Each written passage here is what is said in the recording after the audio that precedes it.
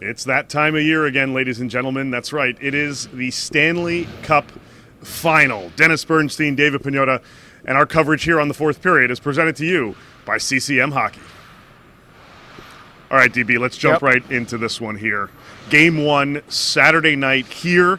It's like we were here just yesterday or a year ago. Yeah, a year ago yesterday or something like that. The Florida Panthers back in the Stanley Cup Final, this time taking on the Edmonton Oilers. And DB, we had media day today. Everybody kind of came out fairly, like, every other year. Everyone's kind of loose and at the same time zeroed in and focused and getting ready for the game tomorrow. We'll do a little recap of today. What did you get? Were there any big takeaways other than the crazy scrum in front of Connor McDavid? Yeah, I think I saw Connor. And you had a great post on social media. Blink twice if you're okay. So, look, all the attention's on Connor McDavid, without question. He deserves it.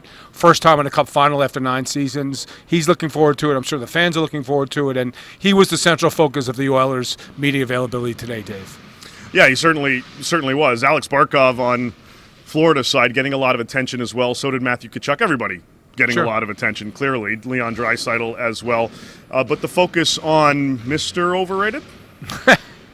Yeah. I think that Greg Cote, the columnists in South Florida, probably have some regrets there. I don't think Connor needs any more motivation. I don't think he even read the article, but it's just the timing of it. Look, if you want clicks, if you want reaction, he certainly got it here in South Florida. All right, game 1 tomorrow, Sergei Bobrovsky versus Stuart Skinner, Connor versus Tkachuk, Barkov, Draisaitl, and so on and so on and so on. A lot of different storylines. Don't forget Gustav Forsling, the greatest defenseman in the history of the game right now. Yes, exactly. And you know what? I talked to him about his coach saying that after Game 5 last round. And look, he just says this is added motivator for him to continue believing in himself and continuing to play his game. He needed an opportunity. He got it, and he seized that moment. Who is going to seize the moment in Game 1, do you think, tomorrow night? Maybe an under-the-radar guy, a guy who, if he scores some goals, look, the thing about the Panthers, they don't have any great scoring leaders in this Cup run. They really don't. I talked to Doug Plagens and Billy Lindsay, the guys who are going to do a radio broadcast for the Panthers. It's a better team. It's a deeper team, and most importantly, it's a healthier team. Now, you mentioned the big names. The guy I really like who's been really clutch for them, and it's not Sam Reinhart, it's Carter Verhaeghe. Yeah. I think on the Florida Panthers side, he might be one of the guys to score a big goal in a big spot late in the Game 1. I'm interested to see how Evan Bouchard performs. Agreed. For the Edmonton Oilers. Florida Panthers, yes, they had Hedman to deal with, McAvoy and Fox and so on, but you could certainly argue that, especially Fox appeared to be dealing with something. Yes. But you could argue that the other guys weren't, from an offensive level, playing to that capability in their playoff matchups. Evan Bouchard, all offense all the time. He is contributing quite significantly for the Oilers.